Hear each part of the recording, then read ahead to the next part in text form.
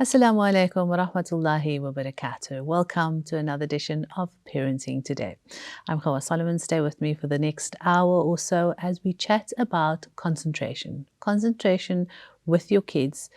Are they having some issues? We will run through some factors and some fasting tips. It's a beautiful month of Ramadan, and I hope that you were able to reap the best benefits with afia, inshallah. May Allah accept from you all your intentions and all your efforts.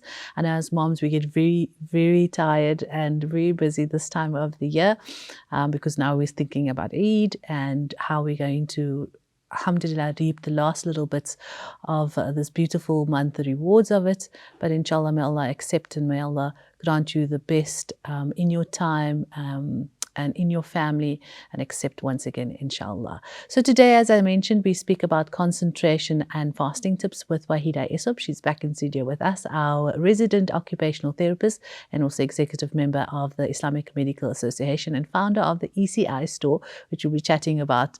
And I hope that the winner will appreciate the prize that we gave away last week. We'll continue with some of the toys and available activities that they have. So welcome back and assalamu alaikum to you, Wahida. Wa alaikum salam. It's awesome to be back. Thank you so much for your time once again. It's a beautiful month and hope Allah does accept from you as well, benefiting from this month. And as we draw close, we don't quite want to see it end, but you know, yes. Time flies literally. True. So today we'll be chatting about concentration. I know during this holy month that there has been some various distractions. Children had a little bit of a break for the school holidays and back at school, and sort of understand that, you know, there's a lack in that when your body is going through some changes and detoxing, and also Ramadan does take a toll on you spiritually, at least, you know, uplifts you spiritually, but physically you don't always find, you know, what's happening. So concentration issues with regards to children, what does it really mean when we say, you know, we're talking about concentration? So concentration is a complex skill. So it involves focusing on something and then processing that information. And it's got three aspects to it. And the one is sustained concentration. So you need, concentration needs to be sustained for the period of that task or that activity. Okay. And the ability to not be distracted. So avoiding distractions, so still maintaining focus on your task. And then, very importantly, is the quality of concentration. Okay. So we want to look at, so sometimes a child concentrates and is looking at a task, but he's making lots of mistakes. So what does that really say about the quality of the concentration? So that is the different aspects of concentration as a skill. Okay, because often we say, you know, children struggle with the end of year or the assessment marks because they never read the question properly. And often with word sums, we, you know, have issues around that. So it's like read the question properly. So when that when one needs to apply your concentration, so you can pick up every single word and every single letter to understand the numbers and everything in that word sums. Because we get stuck with that word sums. Yeah. So concentration it's an overall factor. So you have your when a child is writing exams, they obviously have different aspects that they have to, that's a challenge for them at that moment. So they have got to, in their brain, access work that they've learned. They've got to apply it. They've got to bring in other factors to say, okay, listen, it's not a straightforward regurgitating of the information.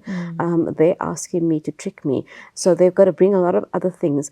But the ability to bring everything together needs then good concentration. Okay, let's look at the different types of attention that one has to have and that is available to us.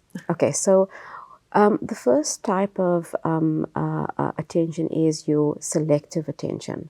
So if a child is in class and the teacher is talking, but there are people walking, or there's noises outside, there are kids behind him whispering, the fact that he can block out those other distractions and focus on the teacher is basically selective attention.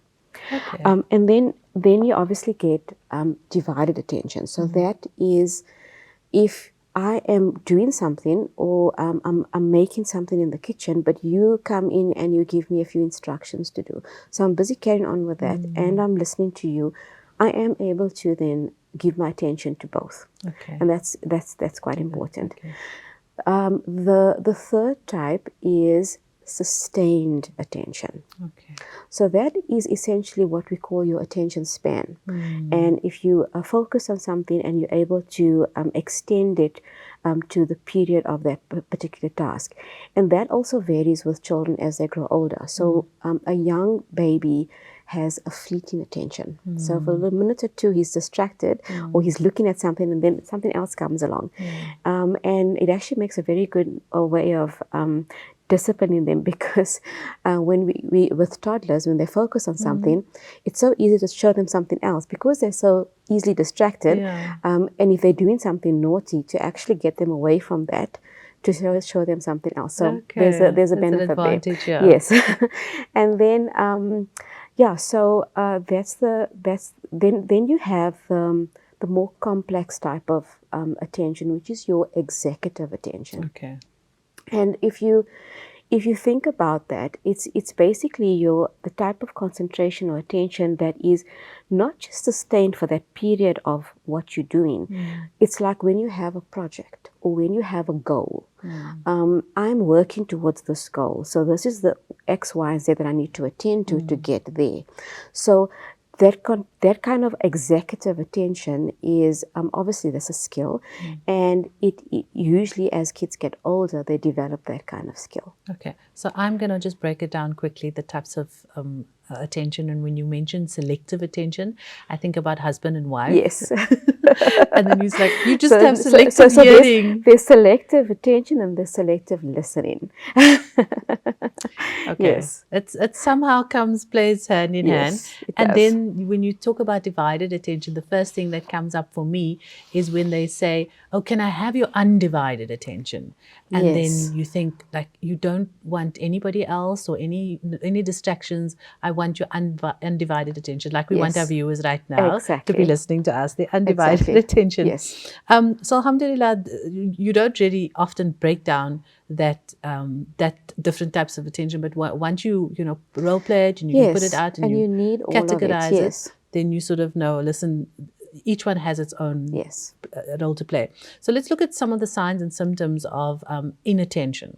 Okay, so I'm going to run through from a clinical point of view. Okay. What we look at when we say a child has a severe concentration problem. So a child would fail to give attention to detail. So they tend to make a lot of careless mistakes. They also can't maintain or keep their concentration for the duration of their task. They tend to be very forgetful. They lose things often. They struggle to follow through with instructions. They are easily distracted. They also they avoid things like certain subjects where they have to have that kind of sustained concentration. So they would avoid it and just say that I don't like it. Or what's very popular to do with kids that have a concentration problem or any kind of underlying problem is they say, I'm bored with this. Instead of saying I can't do it or it's difficult, it's easier to say this bored. Makes me bored. So it's boring, not something that's of interest to them.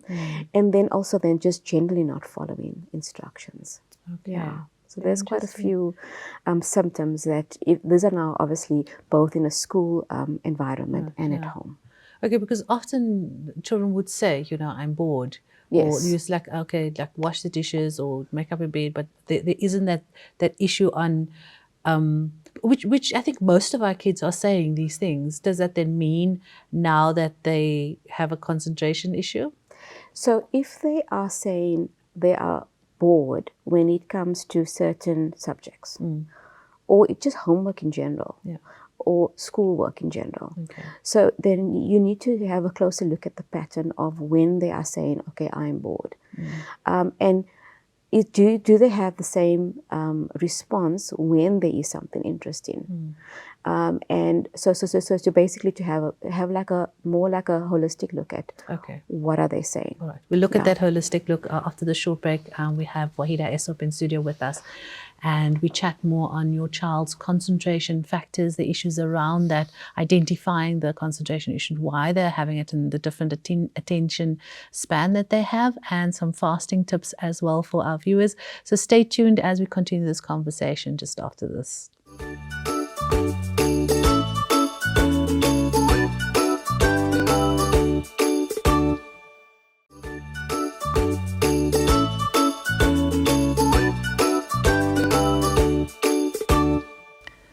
Welcome back. Assalamu alaikum. A very good day to you. Remember, you can also tell your colleagues and your family and friends that is watching and that is available across the lands and over the seas, and they're not sleeping just yet. They can catch the show live right now if they're interested in watching on the topic with regards to concentration and some fasting tips for our kids with Wahida Esop, our occupational therapist. They can do so via our live stream channel, which is hilaal.tv. And remember, if you want anyone to watch the show, you can catch our uploads on Hilaal TV Parenting Today on our YouTube channel. Welcome back. We have Wahida Esop in studio with us on OT. And just before the break, you've mentioned some signs and symptoms and the ideas to look around. We've mentioned the boredom. We've mentioned some of the aspects of a child's being, inattentive, and often that is a symptom with all of our children. Yes. Does that now mean that they all now have some serious attention problems? Yes. So that's I think if people just read that and it's a natural response to say, oh my God, my child's got a serious problem. Yeah. So what I want you to do, so if your child has those symptoms, okay, so you're going to put them on a back burner for now. Okay. And you're going to consider these first. Okay. Right. So you're going to firstly consider the child's, what we call basic needs. Are they hungry, thirsty, tired? Okay. Right. Obviously, that affects concentration for adults, children, anybody and everybody. Then you're going to look at the level of physical activity that the child has had. So remember, when you engage in physical activity, you have an increase of a serotonin, a noradrenaline, and dopamine in your brain. And that actually gives you extra energy. Okay. So children and adults need physical activity. You also want to look at how much of screen time has your child had? Yeah. Obviously, we always go back to the screen. Overstimulation. So when a child has a lot of screen time, remember they are watching the screen. There's a lot of visual stimuli, a lot of auditory stimuli, and what it actually does in the brain is that it almost makes the head a bit fuzzy, right, so to speak. And to get away from that and to actually now focus on a three-dimensional task is sometimes difficult for kids. So look at the amount of screen activity. And if I tell you, we have had kids that were borderline autistic, had symptoms of autism, and one of his biggest things is that he was very attracted to phones and screens and devices. If I tell you my smartwatch, we put all phones away, and the minute he walked in there, he managed to get hold of my watch. He made 3 phone calls and he sent like a message just by holding it for like a few seconds. Extremely intelligent child. Yeah. And so what we told the parents is that because he was so distractible and he was so he would go on get into a screen so much that nothing else sort of mattered. Him, yeah. We told the parents, let's try to see how much of a screen we can actually keep away from him. And if I tell you, within 2 weeks of like in no screen, there was a massive difference in his development, Really? like in massive.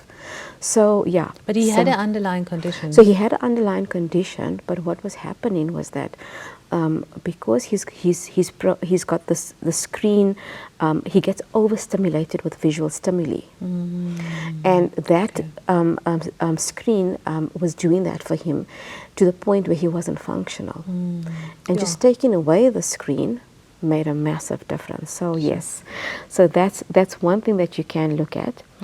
Then any kind of situational condition that's affecting them emotionally, whether there's a divorce in the family, a death, obviously that's going to affect their concentration. They're not going to be all there with their tasks. And then also important is to consider the time of day. Because often you get some kids that are not morning kids, and you get others that are like bright and chirpy. And then and each person's different. So if you are a person that can, after supper, you feel like you've got a lot of energy, and this is when you can do the best.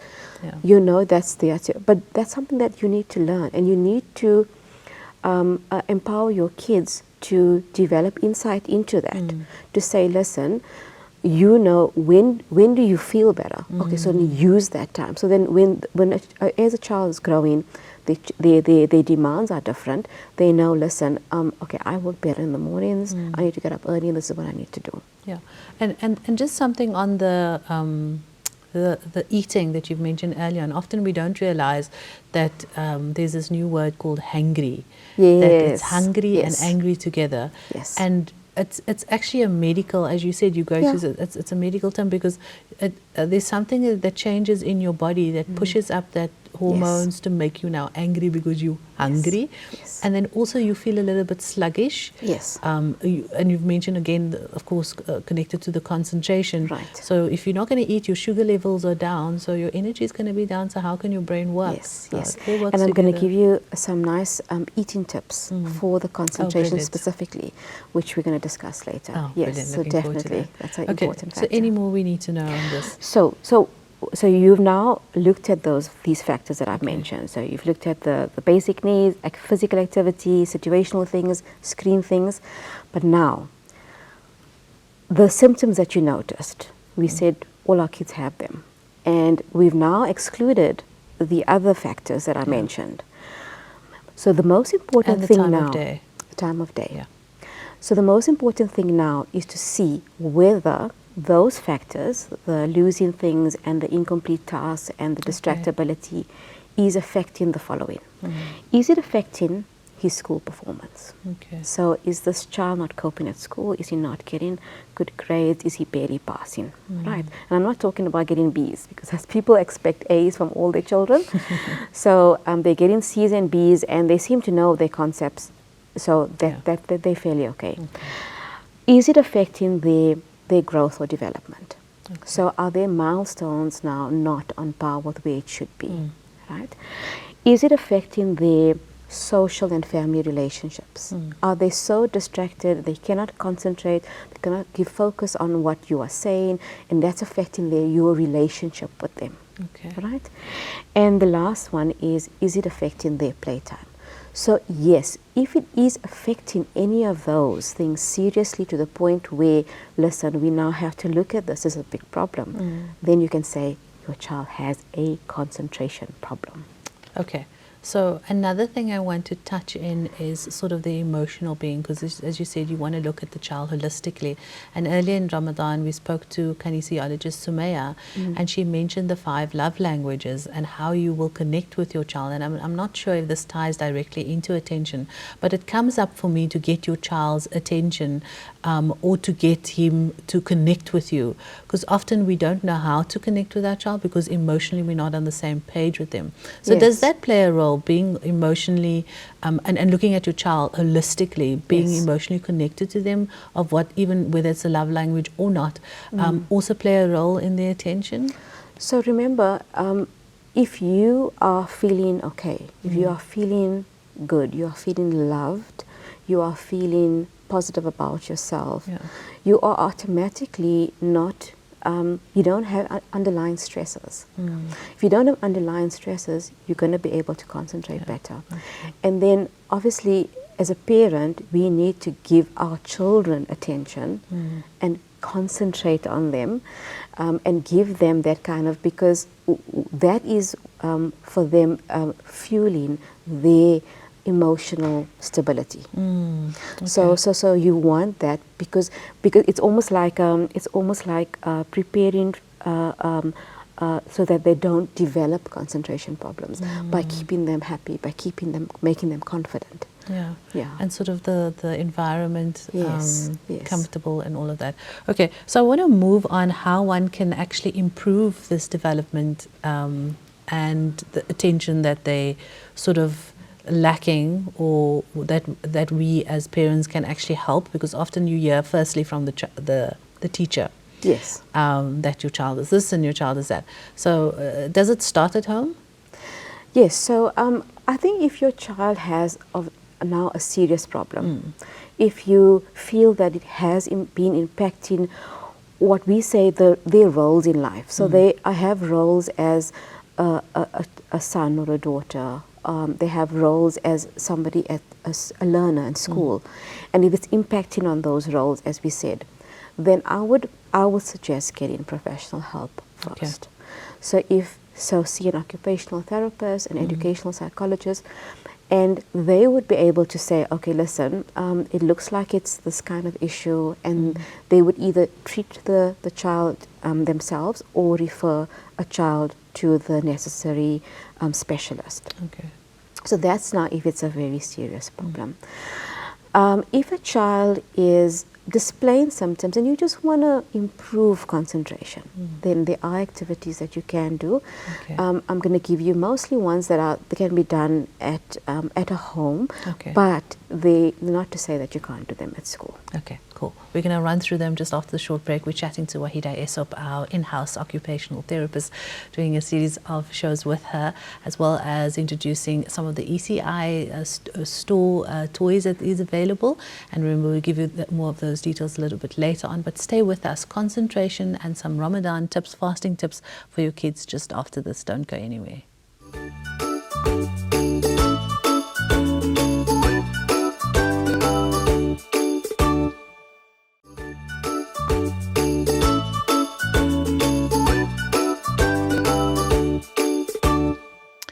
Concentration factors and some Ramadan tips, some recipes as well, and more information about the ECI store with our in-house occupational therapist, Wahida Esop, who's also executive member at the Islamic Medical Association. We welcome her back in studio with us, going through some of the developing and improving attention factors and ideas, Wahida, things that you can do at home. And I'm glad that you've mentioned, when you have to call a professional, please let them aid and help you through that, because as parents, there's so much on us, and we're thinking, oh my goodness, I still have to see to a child that's like concentration issues and all of that. So inshallah, I think when the time does come, speak to the teacher, and I think some of the schools also help through government to assess your child if they're still a certain age, and let the process follow. Definitely. But the improving attention ideas that can be done at home, what are they? Okay, so what's really fun, and I think this goes to, I've actually got on my website, we've got the different ages. Okay. But we have an age group that says 5 to 99. And those are all our brain games. So that's really fun, and it's also good for concentration. Okay. So things like Gravity Maze and a Rush Hour. I brought my Rush Hour with. My Rush Hour has actually been through all three of my kids, the oldest of whom is 22. Oh my goodness! And Rush Hour is basically it comes with cards, and the whole idea is to get the red car out of the traffic jam. So it's got to go out through there. Okay. So, and the cars have to stay in their lane. Stay in their lane. Yes, so they can't change lanes, so you can't lift them out literally. And you've got to now try and figure out how to get the red car out. So Okay, so the red car is the main one. yes, so that's the main one there. So I'm gonna play around here. I hope I get it. I hope I get it. Okay. So you can move them in their lane. Okay, so I'm just gonna do that. I'm gonna move this purple truck. Okay, so Not yet. let's do this. Let's do this first. And sorry, I need to get that down. I need to get that out of the way. And then I need to do the purple one out of the way. And then I can actually get the red car out. Okay. So it's got different cards that you set them up with. And then and they get harder as you go along. So I think this was number 2 as a beginner one, and I struggled. So you get them; they get harder as you go along. But what's nice about this game is that now they're obviously trying to concentrate, and in their mind they've got to plan their next move. Okay. So it gives rise to logical thinking and planning, organizing, and all of those higher cognitive skills. But at the same time, it's improving concentration. Oh, brilliant. So the other thing that's also very nice is card games. So if you think of like Snap or Uno, where they literally have to be attentive. They have to, for example, match. For younger kids, Snap is really lovely. If it's a red card or if it's a heart, then they must say the word Snap. So they obviously have to have that kind of attention. Then and obviously, if the games get more complex, they've got to remember the rules and they've got to see what other players are playing. So they have to concentrate throughout the game. Then a nice one, which is also fun, especially when you're in the car, is the tongue twisters. Okay. So because remember, when you're doing a tongue twister, you have to like really think about it. You're getting tongue twisted. Yes. So Betty bought butter, and the butter was bitter. So Betty bought better butter to make the bitter butter better. Oh my and I'm actually not saying it very fast. So the idea is to try and butter, say, but the butter was bitter. So Betty bought better butter to make the bitter butter better. I did it. Yes, good. So the idea then is to try and say it faster and faster. Yeah, it's actually very good for language stimulation and all the oral the muscles around the mouth as well. Especially with younger kids. I need to get that one from you. Yeah. Please WhatsApp it to me. What's nice about this one is that there's so many things. If you Google tongue twisters, it's not just this one. There's the one with the seashells, the seashore, and all of that. Yeah. So there's a few out there. Then just to let kids play. So it's really and it's working their concentration as well. I need to do that one before I do a voiceover.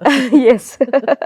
So and then the other thing is like spot the difference game. So you have I have one here from Jeko, one of the brands that we keep.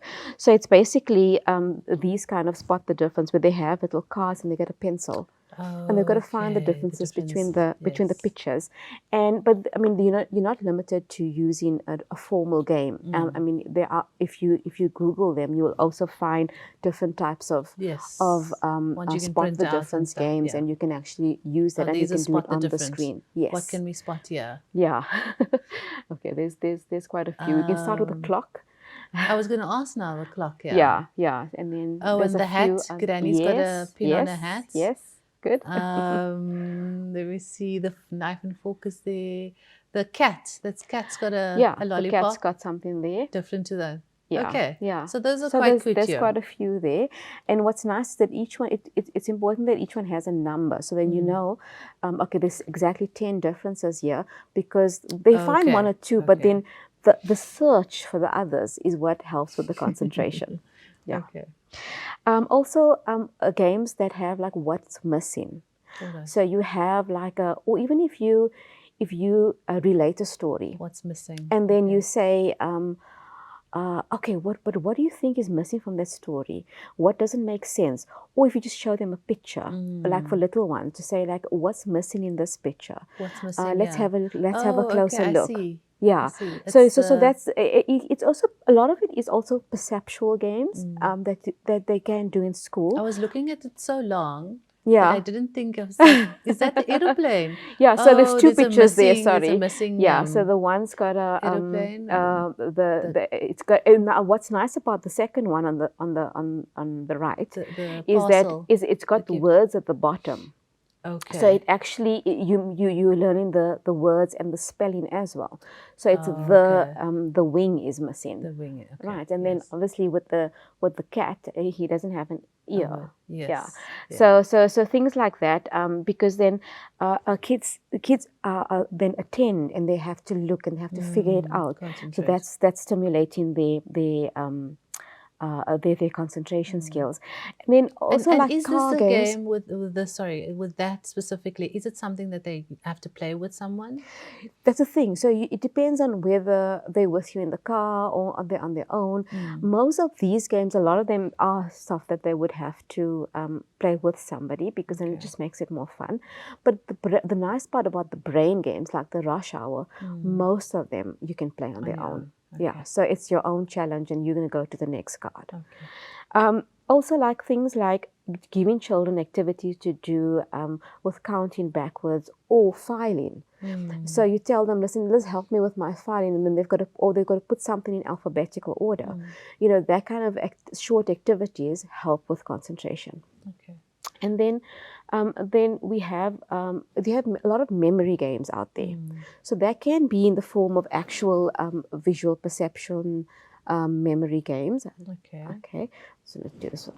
So this is a memory game, for example, from Madeir, where they have various cards, and each card has two each. Of a particular picture, and you've got to put them upside down, and you've got to open them one by one. But you've got to remember where the cards are, because you've got to find everyone's pair. But you don't have to do actual games. You can do like the whole I'm going to the shop and I'm going to buy this, and then the next person adds something on. Yes. And that's a lovely car game as well. I was going to say we've actually played it in the car a few times, and another car game is like spotting I Spy with my little eye. Yes. So one of the games we played recently with the family, it took me like a while to figure it out. I hope I can explain it well. So it was I'm going to a party and I'm taking this with. But it's a game of association. So for example, it also depends on who you're playing with. So obviously now with us it was family, or all the grandchildren and the grandparents and moms and dads, and we were a big group. So for example, I would say I'm going to a party and I'm taking with a goat, and so what are you taking with? And if the person, sometimes they figure it out, if they do. So the whole idea, for example, is your name is Hawa, and it starts with a G. Right? And so the association, so somebody says, I'm going to a party and I'm going to take a goose. Can I go? And then I'll say, yes, you can go. And somebody else says, I'm taking a horse. And I'll go, no, you can't go. So they have to figure out what your association is. Oh my goodness. Okay, it sounds brilliant game. Yes. So, and it doesn't have to stick to obviously names. So sometimes it's just like what you have on that day. Okay. And it's the color like blue. So I can take something that's blue because I'm wearing blue.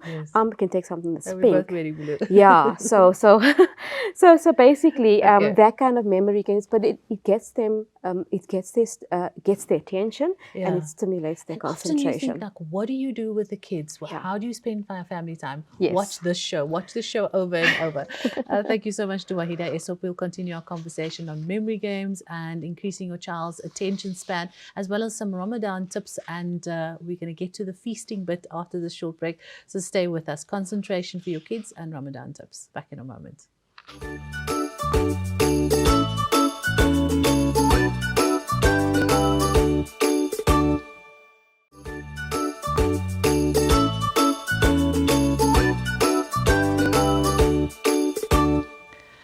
Assalamu alaikum. Welcome back. A very good day to our last few minutes as we're enjoying some memory tongue twisters as well as picking our brains literally.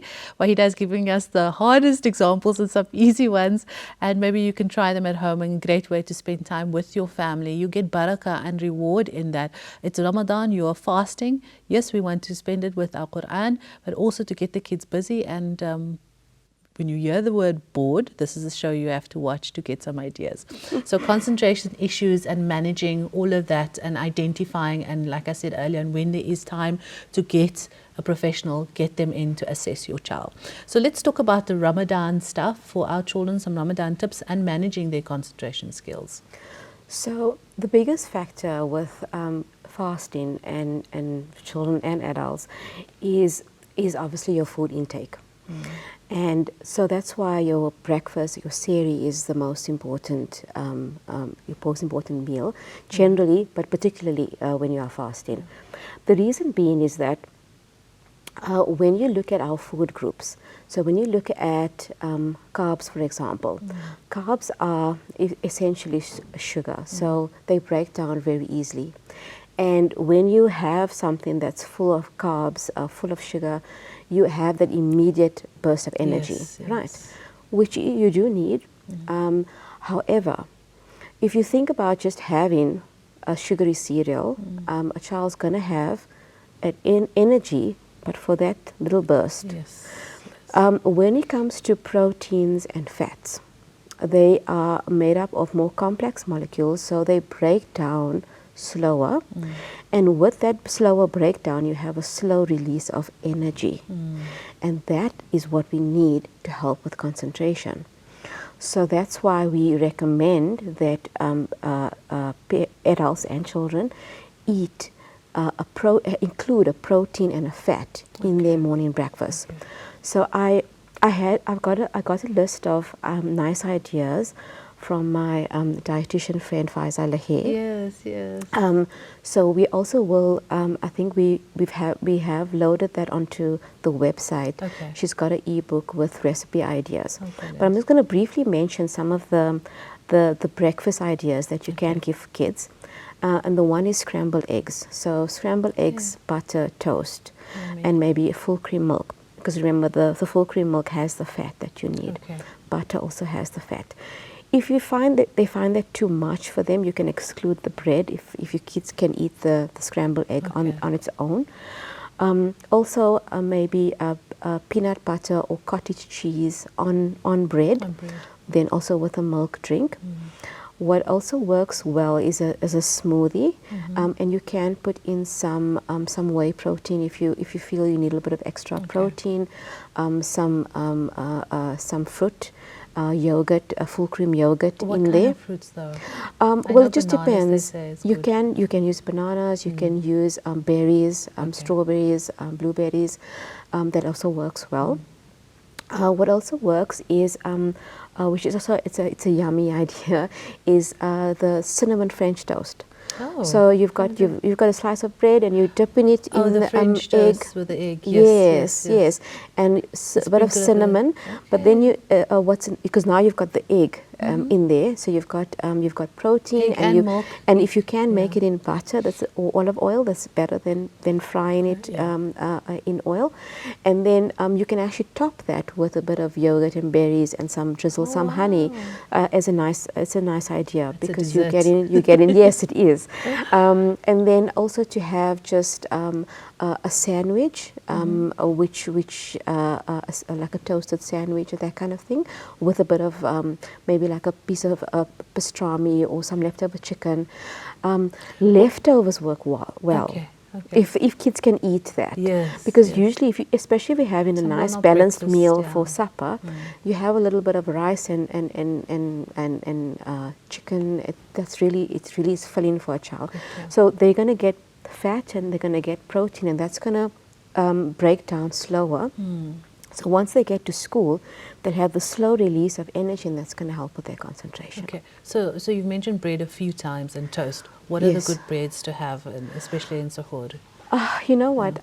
They usually say whole wheat and rye is better. They've got the low GI as well. Yes, yes. But look, I think Sustainable. in terms of value, in terms of carb, they still both have carb value. Okay. So you can decide on your preference. The whole wheat probably is a little bit better. It also depends on the child and their preferences. Okay. Yeah. So managing their food and the water intake, how important is Very, that? very. Yeah. So what we've mentioned this, I think, previously as well. The whole, keeping a bottle thing and making them conscious of drinking all the time. Yeah. It's harder in Ramadan, yes, but what you can do is from iftar, after they break fast. Okay. Also, yes, they must have at the supper table. They can have a little, but then they must keep their water bottle with them and make sure that they sip water throughout the evening, and then to have again in the morning as well. Okay. So, and then also to avoid the fizzy drinks. If they do want fruit juices, maybe 100% fruit juice is okay. Or squeeze them yourself. Or squeeze them yourself, even better. The amount of intake of water that we should be having is usually about 35 mils per kilo. So if I weigh, which I wish I weighed, 50 kilos, then I think that works out to about 1.7 liters per day. Yes. So if you want to work that out according to your child's water intake for the day. I heard it's something like 300 mils per kilogram or something like that, but we can Google that. 35 mils. Sorry, 35 yes, mils per kilogram. Yes. You're right. Yeah, cool. I added a zero there. Yes. So then also what's very important is to look at a child's tasks that they have and try and shuffle tasks that require more concentration. Remember, they're having a good breakfast. So they still have then some energy inside there, and they're having that slow release of energy. So if you shuffle your tasks, if possible, to the morning, closer to Seri, so that they have better concentration for that particular task. Also, it's very difficult to engage in physical activity, especially cardio, because you do get thirsty. But kids are quite amazing. They still can engage in activity. It doesn't have to be very, very exerting activity. So they can do like low impact activity, because that also does release a certain amount of energy, which will help you during the day.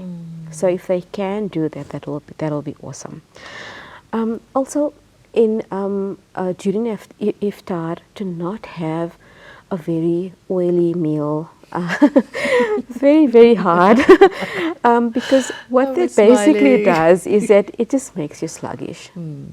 When you have a meal, and even if you're out of Ramadan and you have a big meal loaded with carbs, you must notice how much you need a nap after that. So that does make you, so especially if the child has a lot of homework, he has a lot of tasks to attend to after, have a smaller meal. A lighter meal at iftar time. You can always eat something a little later if they feel hungry, so that they have then better concentration for that particular task they have to face. So there is a saying of the Prophet ﷺ that he used to take these kailula, siesta naps. Yes. And I've heard, in fact, now science is proving and encouraging us to take naps during the day. Yes. It extends your life something like 4 years or something like that. I've heard that too, And this is actually a sunnah. Yeah. And we've been seeing all these TikTok videos and seeing various, encouragement from ulama to be doing this. Yes. And in Ramadan, time is short. Yeah. But how important is that for fasting person or children? Yes. So with naps, there's a difference between napping and sleeping. So normally when you fall asleep, there's different phases of sleep. So you have the earlier phases of falling asleep and then sleep, and then you have deep sleep. And with a nap, you're actually not reaching deep sleep. So to actually call it a nap, it has to be between 1 and I think it's around 25 minutes 1 minute to call it a nap.